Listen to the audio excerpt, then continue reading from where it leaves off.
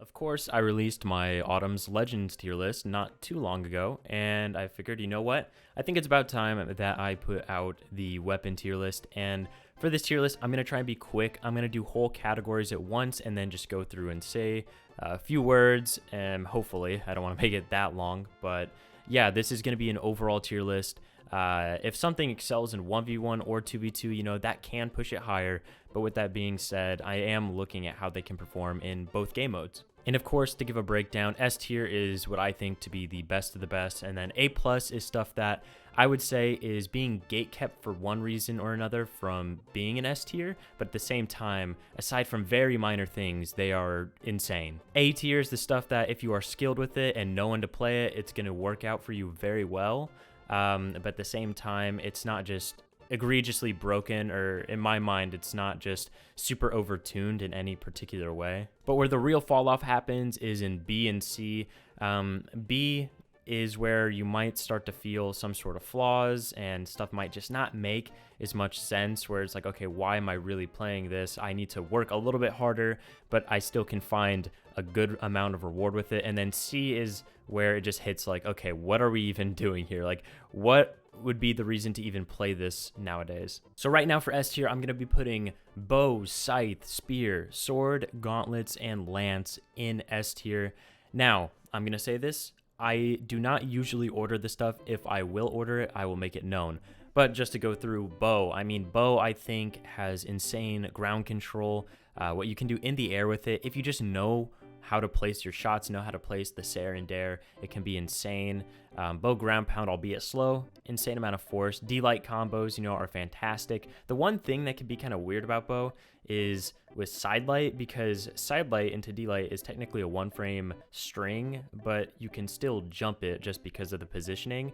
And I'm very happy you can jump it, because otherwise I think this weapon would just be, it'd be insane to be having a sidelight that leads into a D-light as a confirmed string every time. That would be a lot. There's not a lot of people playing bow. In twos, you see people play it. There's been people who've played Kaya, Koji, of course. But in ones, it's just, at least in NA, you're not really seeing it too much. And that's weird. I think there's going to be some people like Wubs who play Ember, for example. But at the same time, it's just kind of like a real head scratcher, given how good it is. Because bow nair is definitely the best move in the game. The only other contender I would have to say is Scythe. I think Scythe might have one of the best moves on the game. People say it's Scythe Sare.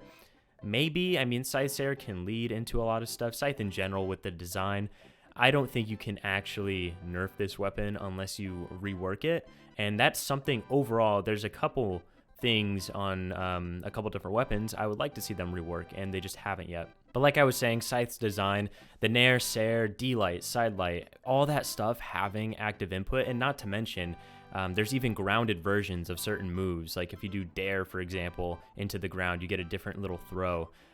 It's just insane. And also, if you're playing high deck Scythe, which, Jiro, or I guess you could say Volkov, but mainly Jiro, you're going to be getting like what Sare, Nair, Sare, true at certain points, and it might not seem insane, but if you're looking like for a lot of damage guaranteed, Scythe already can do that off of a dodge. Well, now you have it true, so it just makes it even better.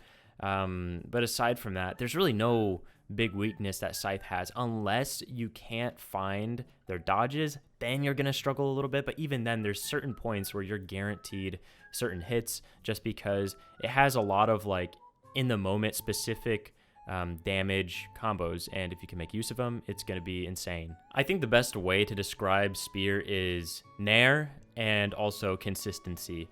There used to be some weird stuff with Sidelight. Depending on how you hit Sidelight, it would determine where the opponent gets popped up. Now Sidelight for the longest time has been super consistent.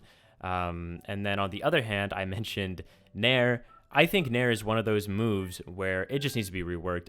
It's literally its own weapon, and it feels just silly to me at times. I think also you could nerf the damage of Spear quite a bit. But in ones and twos, Spear's just so good. And that's the same with bow. Scythe, I didn't really touch on it, but yeah, Scythe, in twos, I think because of other weapons right now, gauntlets, I'll just say it. It's just one where, okay, why would I really be trying to play this when I could play that? Sword is just extremely well-rounded. You're going to be seeing this both in ones and twos a ton. Always a good secondary to have. Always a good main to have. You could definitely nerf this weapon. I think a huge hit would be if they did something actually different to recovery. I think recovery is just still a super goofy move, even if it isn't as good as it once was. Also, sidelight. I think sidelight gets a little silly. I mean, you can travel so far with it. And also, it leads into end light. You can even get a D light off of it. It's just pretty low risk. Even gravity canceled, you can make use of it. It's just a weapon that it would probably require some sort of changes to the actual kit in order for it to really fall anywhere below A+ in my mind. Gauntlets at this point, I think Sair is the main problem with them. They even nerfed the move and it's still so good. In 2v2s, gauntlets are literally king. It feels like you don't go without a grand finals nowadays where you're not seeing gauntlets, more than likely being on the winning team. They're just, I mean, the combos are easy. The offstage is insane. Like I said, Sair is like Spear Nair, where Sair on Gauntlets is just literally its own move, and it does it all. It can lead into stuff. It combos off of D-Light. Like, it's a good thing to use with your teammate, like to pass back to them and whatnot. And then offstage as well, it's a good gimping tool. And it's been nerfed literally, I mean, twice, like majorly, if you're including the last nerf, because they made like the hitbox bigger at the end, but then they gave it some like recovery, I think. Yeah, I think more needs to be done to them, but at the same time, man, I don't know what it would take aside from a rework to really make gauntlets feel bad. I think that's the key word though, feel. If gauntlets just don't feel good to play and to move around with, then I think even if you can still find success with them, just because it might feel like sticky or weird to like play and like inputs don't feel good on them anymore, right? Or you feel like, oh, I did a recovery, now I'm stuck in the air for 5 seconds. Like, it's exaggerating, but the point is that if something doesn't feel smooth to play, a lot of people aren't going to want to play it. And the final entry into S tier, of course, I got to put Lance. I think people have really started to figure out the way to play Lance nowadays, and I think Stingray, honestly, is a great example of that. Stingray in particular, and Wesley even, I mean, the way I see these guys really abuse like the new Dare is, dude, the new Dare is just absurd. It's not super new or anything, but just the fact that I think you can get away with using it a lot, and then also on the ground, I mean, N-Light's a great tool. I like the way Wesley uses D-Light, actually. He'll do D-Light, and then to read your dodge in, or like a dodge across, he'll do another D-Light, which guarantees him an N-Light, or he could go with a different string. I mean, it just all depends on what he's feeling.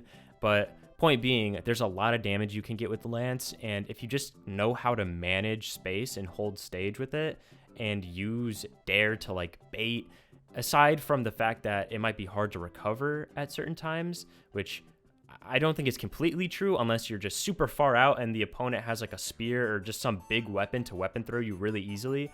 It's going to be a hard weapon to fight, and it's going to be a super rewarding weapon to play. All right, so an A+, I think this is pretty fair. Orb, I would say with Orb, the only thing that it is lacking is the ability to kill in a normal situation, right? Of course, like you can get gimps and really push people off stage with moves like Sair and Dare, even like N-Light. But the thing is, if you're not able to use that range effectively, you're going to be killing people at like 180 or something. I remember I talked to Radish about it one time, and he doesn't kill people until they are in like barbecue, dude, until they're deep red. And that's really, really bad. To be fair, is that possibly on his end where he can maybe use some SIGs better or just swap to a different weapon? Because why does a weapon need to have it all? That's a very fair point. So with that being said though, because it does lack the ability to kill, aside from, I would say, recovery on stage, it's gonna have to be an A+.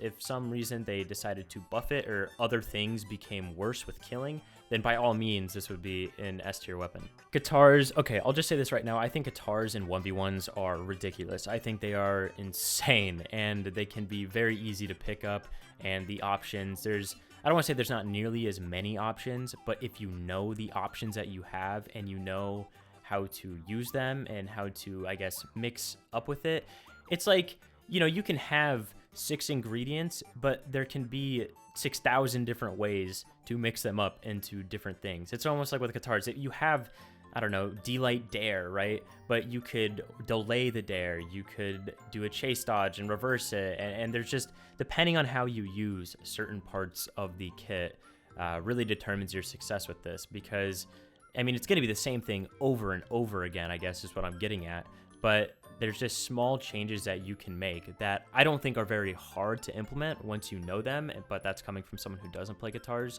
Guichabao, I think, is the person who does this the best right now.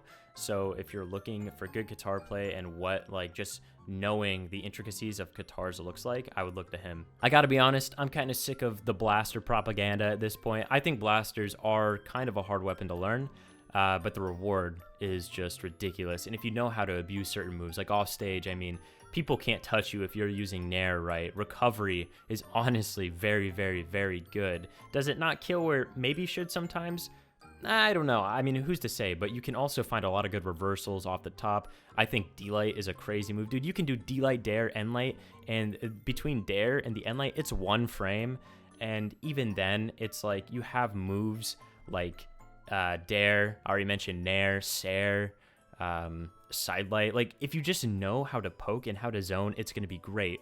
But that's why it's also in A+, because you have to be able to know how to do that, and you have to know how to avoid your dead zones and play around them. Otherwise, people are going to be able to get in, and that's kind of like the big issue with blasters. But I feel like blaster players, a lot of the time, and maybe this is completely wrong, I just feel like they have some of the higher I guess APM, actions per minute, like in the game. I feel like they are pressing buttons the most sometimes, and not saying that's a good thing or a bad thing. It's just that because, you know, you can zone and get away with it, you're really able to exert pressure while still keeping your movement intact, and that can feel really good to play, and it can be insanely frustrating to play against. And I really thought about putting Axe in A, and maybe I still should, but I think Axe in 2v2s is just, it's ridiculous still. Maybe I'm biased because one of the teams that I play against is just probably the best double Axe team in the world, which is Luna and Pugsy. I mean, they've won literally 4 out of the 5 majors with double Axe, and I don't want to attribute that to just the weapon or anything. I mean, they're both insanely good at the game, and I know that you could probably put them on different legends and they would see insane success, but the ways they know how to use all the good stuff about this and how to implement it into it with their teamwork. I mean, Axe is just an insane weapon to have in 2v2s, and honestly, it's, you know, it's not a hard weapon. I don't think I'm here to debate whether or not it's hard, it's easy, whatever. I just think that the reward you can get is incredible. Now, with that being said, in 1v1, I would probably say it is a bit worse, just because I think a lot of the weapons in S tier are actually going to do pretty good into it. So really, if I had to give, I guess, a TLDR on the reasoning for it being an A+, I would say in 2v2s, it's just so incredible. In 1v1s, it can have its moments, it can have its matchups, but there's a lot of chances to really get abused for playing it. All right, and I'll make the rest of this quick. With Cannon, I think Cannon, like I mentioned with A tier, if you know how to play it, then you're going to find success with it, and it's going to feel insane to play. And I think the way to play it is like the way Sandstorm honestly was playing it. That was like a great example, or Experience, or possibly even like the Ninja in EU. But I know Sandstorm and Experience, the way they played, it was with a lot of little risk. Like, they knew exactly what moves to use, and I'm not even going to guess which ones they were. I mean, of course, I want to say Sair, right? But they knew how to use it in a way to where they were always able to move with the weapon, and they were still looking out for a lot of like strings and big hits, and they just placed their shots very carefully, because Cannon can be kind of punishable, especially on like D-lights and stuff, and even N-lights, and so you have to know how to use your hitboxes really, and where to place them. With that being said, I think Cannon Nair is crazy. I think Cannon Recovery can be very good. Obviously, you have like Sidelight, Sair into Recovery specifically, can be true at certain healths. So there's a lot of like benefits to playing it, but at the same time, if you don't have the willingness to exert a certain amount of control with it, at least at the beginning of a game, then you're just probably going to be getting rolled with it, because that patience, and this can be said for Brawlhalla in general, having a certain amount of patience is going to pay dividends throughout the game. And, you know, therefore probably throughout the set, just because if you're willing to take it slow, let your momentum build, it's like a train in a way. You're going to have to be slow with it. And over time, it's going to get faster and faster and faster. And once you hit the peak, you're going to be charging through people left and right. And it's going to feel super, super good. But you have to be willing to exert that patience. If you're not, then Cannon's probably not going to be for you. Okay, so I put Greatsword in B. There was more Greatsword buffs in the last patch, and I don't even know what they did. I'll just be straight up honest.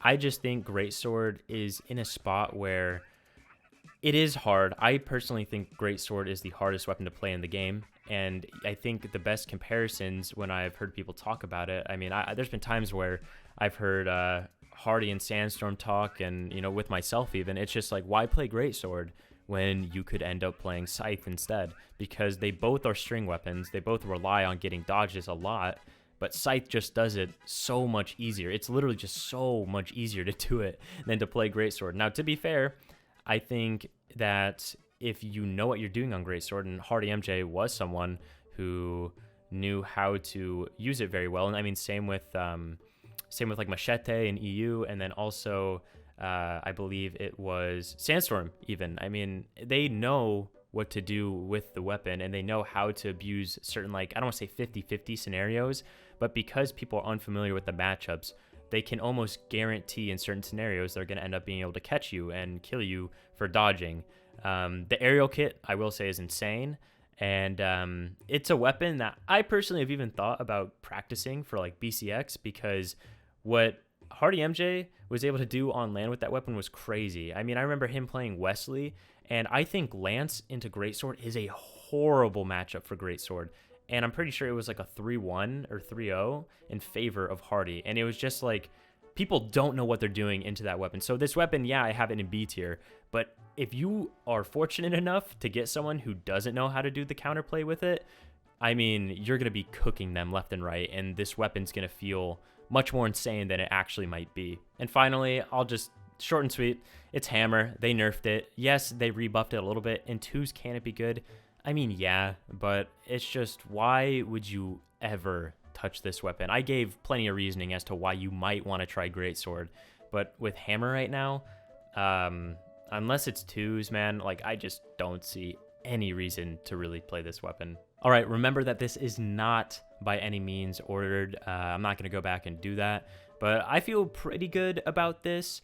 I maybe have seen some better tier lists in my days, but at the same time, it's so hard nowadays. I mean, like I said, aside from stuff that is fairly obvious with the B and C specifically, you could make arguments to put certain things in A or A plus and swap stuff around. But let me know what you guys think about this, and yeah, I'll catch you in the next one. I'm also live on Twitch right now, by the way, so you should stop by and check me out there. See ya.